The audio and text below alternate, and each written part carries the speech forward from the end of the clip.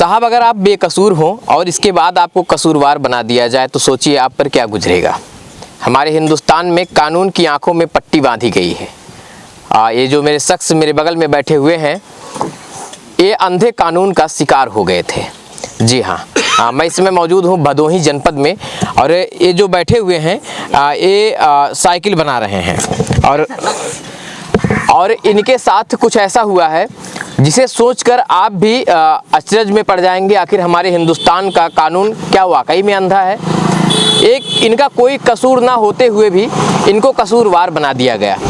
इनको सज़ा भी मिली, सज़ा मुकम्मल हुई, और इसके बाद इनको सज़ा याफ्ता करते हुए जेल भेज दिया गया। कुछ महीने जेल में रहे और इसके बाद जमानत पर घर आए, और तब पता चला कि इन्होंने कोई कसूर ही नहीं किया था। इतने दिनों तक जो जेल में रहे, आखिर साहब उसका हिसाब किताब कौन करेगा? कुछ ऐसी ही कहानी है इनकी। जब मैंने सुना तो मैं इनके पास चला आया भदोही जनपद में, और बाकी जानकारी के लिए सीधा इन्हीं से बातचीत करते हैं। क्या नाम है भैया आपका? विष्णु कहाँ है? विष्णु जी, आपके ऊपर क्या आरोप लगा था? मर्डर का। मर्डर का आरोप लगा था। कैसे ये आरोप कैसे लगा? कौन लोग लगा रहे थे और कौन लोग थे? क्या वजह थी? शिखापुर बाजार में दुकान खोले थे, साइकिल बना रहे थे, वहाँ पे खिड़की दरवाजा के बिल्डिंग काम किए थे जी। और वहाँ 17-18 गाय पाले थे और 8-9 बीघा खेती किए, 7-8 बीघा पैसा पे लेके। एक गाय हमारा छोड़ा के तो उसके 2 जेब चला गया। औरत गई पूछने के लिए, इसको गाड़ी पकड़ देने शुरू कर दिए। उसको मारे पीटे, हम भी गए पूछने के लिए, हमको मारे पीटे, मेरा सीने खड्डी टूट गया है। उसके बाद जो है 308 का मुकदमा दायर किया। पुलिस वाला जो है गोपीगंज थाने कोई सुना नहीं, तो हम चले गए, फिर कोर्ट में दाखिला कर दिया। हमारा उसका मुकदमा चल रहा था। तब जमीन दुर्गा बोले, बेटा अपने गांव तो चले जाओ, और यहाँ तुमको बाभन लोग रहने नहीं देंगे, पंडित लोग। तब खेती बाड़ी सब छोड़ छाड़ के अपने गांव चले आए। 3 साल वहाँ थे, अब 3 साल हमारे यहाँ गांव बीत गया। अब 3 साल बीच में क्या हुआ हमको क्या मालूम। अब हमको मर्डर के उसका बजा दिया, मल्लू राम किशोर। और हम 7.5 महीना जेल काटे ज्ञानपुर जेल में। जमानत छूटे हैं, 2.5 महीना हो गए हमको छूटे। किसका मर्डर हुआ था? वो मल्लू राम किशोर की लड़की का, चंद्रकला का। और वो लड़की जीवित मिली है। अब बताओ इसमें हम क्या करें? हम बहुत परेशान हैं, कैसे कैसे हम जेल काटे हम ही जानते हैं। और उसके बाद जो है हमारा घर परिवार पूरा एकदम सत्यानाश हो गया। 7-8 गाय घर पे मेरी औरत अकेली देखती थी। और उसके बाद कितना पैसा कितना ही लगा तो हमारे पिता ही जानते हैं। मर्डर का आरोप आप पर कितने साल पहले लगा था? यानी कब लगा था? कुछ तारीख दिन याद है आपको? हाँ, क्या? 17 तारीख को हमको पुलिस आए थे। हमको मालूम नहीं था मर्डर हुआ कि नहीं, हम तो खाली पूछने के लिए हमको ले गए थे। 17 तारीख कौन सा सन था? मई था। मई नहीं, 2000 कितना था? 2022 में। यानी 17 मई 2022 को आपके ऊपर एक आरोप लगता है कि आपने किसी की बेटी का मर्डर कर दिया है, और जिसके आरोप में आपके ऊपर मुकदमा दर्ज किया जाता है। और फिर क्या होता है? फिर क्या, हमको पुलिस वाले यार रात में 11 बजे उठा लिए, कल चलो पूछताछ करना है और फिर तुमको छोड़ देंगे। हमको ले गए, फिर उनको छोड़े ही नहीं। और उसके बाद तफ्तीश किया, क्राइम ब्रांच वाले ले गए, बहुत मारे पीटे। थाने वाले मारा पीटा भी आप? हाँ, बहुत मारे पीटे। उसके बाद जबरदस्ती हमसे गुलवाते हैं, कबूलो, जो हमको ये नहीं कबूलो काहे के लिए हैं। उसके बाद वो थाना वाले ले गए, वहाँ फिर मारे पीटे। फिर उसके बाद औराई थाना वाले ले गए, सब हमको मारते पीटते 10 दिन लग गया ऐसा। तो 5 जून को हमको अंदर डाल दिया। हम बोल रहे साहब हम ये लड़की नहीं है, हम लड़की देखे हैं, लड़की कैसी नहीं थी। वहाँ 3 साल हम थे, इसलिए उसको हम अच्छी तरह जानते थे लड़की नहीं है। लेकिन पुलिस वाले हमारा कोई बात सुना नहीं। जो सुनने में आया कि किसी लड़की का शव मिला था, जिसका दाह संस्कार भी उस लड़की के घर वाले किए थे, जो लोग आप पर आरोप लगाए थे। तो वो लोग किस लड़की का दाह संस्कार करवाए जब उनकी लड़की जिंदा है? तो दूसरी कोई लड़की थी, ये हमको नहीं मालूम किसकी लड़की थी, हमको मालूम नहीं है। लेकिन हम बार बार बोल रहे थे साहब से कि साहब ये लड़की नहीं है। लेकिन फिर भी कहते हैं कि उनको लड़की, उसका माँ बाप चुन रहे हैं, तो उसको कैसे बोला? हम कहा साहब 3 साल हम थे, हमको मालूम है लड़की नहीं है। फिर कोई बात मेरा कोई माना नहीं, पुलिस वाले क्यों भी नहीं माना। और फिर आपको सलाखों के पीछे भेज दिया गया 5 जून को। अब 7.5 महीना हम जेल में थे। 7.5 महीने कौन सी जेल में रहे आप? ज्ञानपुर में। इस दरमियान क्या कुछ गुजरा जेल के अंदर आपके साथ? क्या कहते गुजरा हम ही जानते हैं। क्या क्या हो रहा था वहाँ? अरे वहाँ भी बहुत काम कराते थे ऐसे वैसे, मतलब कि वहाँ एक सेकंड बैठना फुर्सत नहीं वहाँ पे है। फिर कैसे आपको जानकारी हुई कि उनकी बेटी जिंदा है? जब वहाँ बेल छूटे हैं 2 महीने के बाद मालूम चला कोई लड़की जिंदा है, और वो मिली है जो है कि दिल्ली मिली है। उसका माता पिता पकड़े गए, वो लोग जेल गए, उसका लड़की भी पकड़ी गई, वो भी जेल गई, ये हमको मालूम है जी। आप पर रेप करके हत्या का आरोप था, कुछ और था? हाँ वही था, यही था। तो अभी कब आपको जानकारी मिली कि उनकी लड़की जिंदा है? कुछ दिन तारीख या कुछ याद है? हमको 24 तारीख मेरा तारीख था, और तारीख जब गए तो हमको मालूम चला कि उसके बाप पकड़े गए हैं, उसकी लड़की जिंदा मिली है।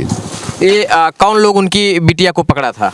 वो पकड़े थे पुलिस वाले। अच्छा, पुलिस वाले लगातार उनको शक था इस बात को लेकर। उसी में पुलिस वाले जो है उसका मोबाइल सर्विस रखे थे, इसी आधार से पकड़ी गई।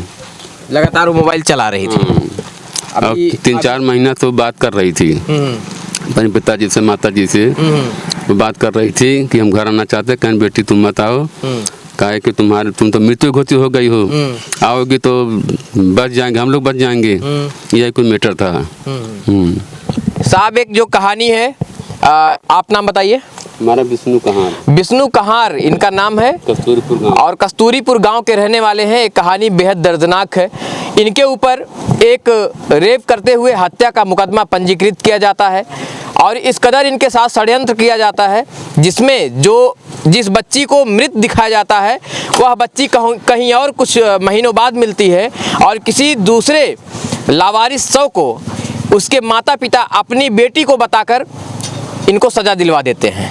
ये है हमारे देश का अंधा कानून। आपकी पत्नी कौन है? अच्छा, आप इनकी पत्नी हैं। क्या नाम है आपका? रीता।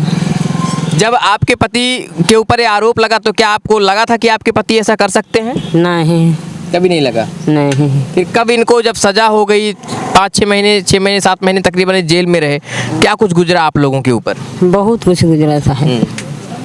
घर परिवार हमार बिखर गया न, कैसे कैसे गाय गुरु हम पाले, जिए खाए वो हम ही जानते।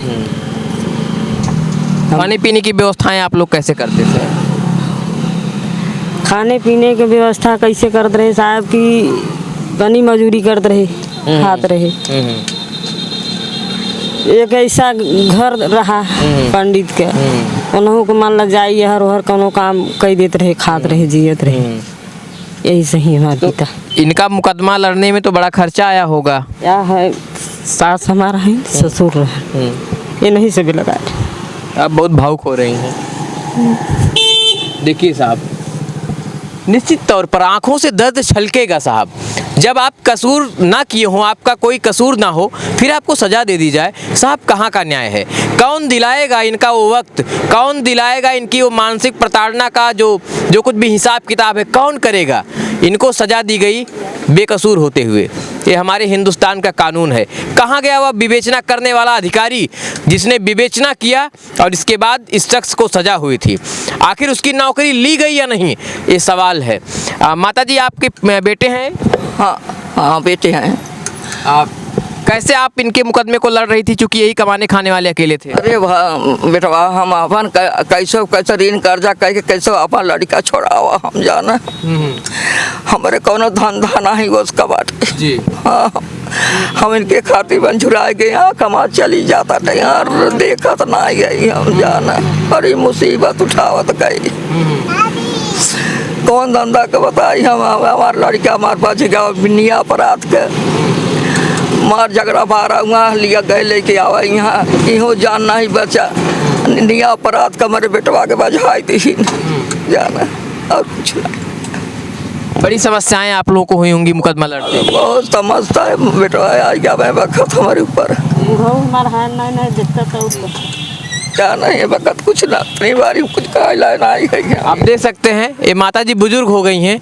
इन लोगों पर जो गुजरा है, वो गुजरे हुए दिन आज भी इनको याद आते हैं, वो गुजरे हुए दिन आज भी तरोताज़ा हो जाते हैं।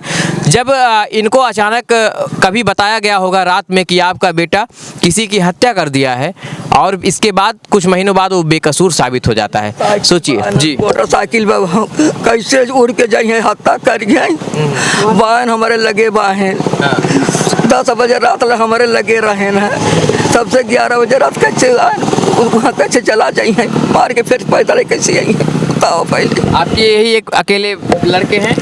हमारे लड़के भैया हमारे 5 रहे ना, ये वक्त 3 2 तो पढ़ चल गया, एक जेठ बेटवा पढ़ चल गया, मर गया हमारे भैया बहन, एक आ गए मारा रहे, 7 लड़के बाप है के मारा रहे। हमारे भैया भतीजा क्यों ना रहना, सबके देख के संतोष किए रहे। ये स्थिति है साहब इस परिवार की। परिवार अब टूट चुका है क्योंकि ये अंधे कानून का शिकार हो चुका है। अब इनका हिसाब किताब कौन करेगा? आपने जो लोग 420 किए इनके साथ, उनको आपने जेल भेजा, लेकिन इनका हिसाब कौन करेगा साहब? जो इन्होंने 6-7 महीने में अपनी ज़िंदगी का गंवाया है, और वो ज़िंदगी के अनोखे लम्हे आखिर इनको कौन लौटाएगा, ये सवाल है।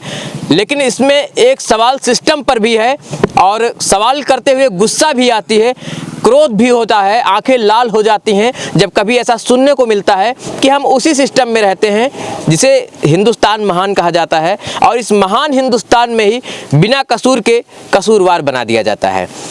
अभी क्या है, आप लोग कैसे ज़िंदगी जी रहे हैं? जीविका का साधन क्या है आप लोगों के पास? यह समय बहुत टूट गए हैं, यही करथन साहब, यही से, हाँ यही से जिंदगी यूँ में करे खाए में विपत पड़ी रहे थे। सरकार की तरफ से कुछ आप लोगों को मुआवजा वगैरह दिया गया या नहीं? नहीं, कोई मुआवजा नहीं। नहीं। इंसाफ के नाम पर केवल 6-7 महीने जेल मिली। हाँ। देखिए साहब, ये छोटा सा धंधा कर रखे हैं गांव के बीच में, सड़क के किनारे, और बस इसी से अपनी जीविका चलाते हैं। क्या कोई मुआवजे के लिए कोई बातचीत कभी कोई अधिकारी करने आया था आपसे? कोई नहीं आया था, न कोई पूछा न कोई आया, बस ये अपना काम कर रहे हैं, क्या करें। ये लाचार मजबूर परिवार है जिससे मैं बातचीत कर रहा हूँ। ये स्थितियाँ हैं साहब, हिंदुस्तान में आखिर कब तक ऐसा होता रहेगा? अभी हाल ही में कुछ दिनों पहले मैंने एक तस्वीर दिखाई थी आजमगढ़ में, जहाँ पर कुछ ऐसे ही तकरीबन 13-14 महीने तक उन्होंने भी बिना किसी सज़ा को काट के आए थे, जेल को काट के आए थे, और अब घर पे हैं। इस दरमियान जो 5-6 महीने इन्होंने जेल में गुजारे, उसका हिसाब शायद अब कोई नहीं कर पाएगा। लेकिन अब इनकी ज़िंदगी से जो कुछ भी इन्होंने गंवाया है उसको कोई लौटा नहीं पाएगा। लेकिन मेरा निवेदन इतना ज़रूर है कि जो लोग दोषी थे उनको सज़ा ज़रूर मिली है, लेकिन साथ साथ इस जो परिवार टूट गया है, इनको सहारा के लिए कुछ न कुछ आर्थिक मदद होनी चाहिए। इनको तमाम वो सरकारी सुविधाओं पर इनका पहला हक बनता है, वो सरकारी सुविधाएँ भी इनको दिलाई जाएँ जिस पर इनका हक है। ये तस्वीरें लगातार मैं आपको दिखाने की कोशिश कर रहा था भदोही जनपद से, और इस तस्वीर को देखने के बाद वाकई में जो कहानी सामने आती है वह दिल को सुनने के बाद झकझोर कर रख देती है। आप क्या सोचते हैं हिंदुस्तान के सिस्टम पर, हमें कमेंट करके जरूर बता सकते हैं। कैमरे के पीछे सहयोग कर रहे हैं ब्रिजेश जी, मैं Alok Dubey, Times of UP, Bhadohi.